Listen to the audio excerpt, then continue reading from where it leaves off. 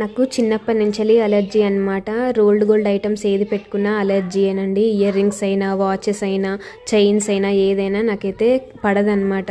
కానీ నాకు వాచెస్ మంచి మంచి వాచెస్ పెట్టుకోవాలని చాలా ఇష్టము. నేను చిన్నప్పటి నుంచి ఒక రకమైన వాచ్ వాడేదాన్ని అనమాట, వాటర్ ప్రూఫ్ వాచ్.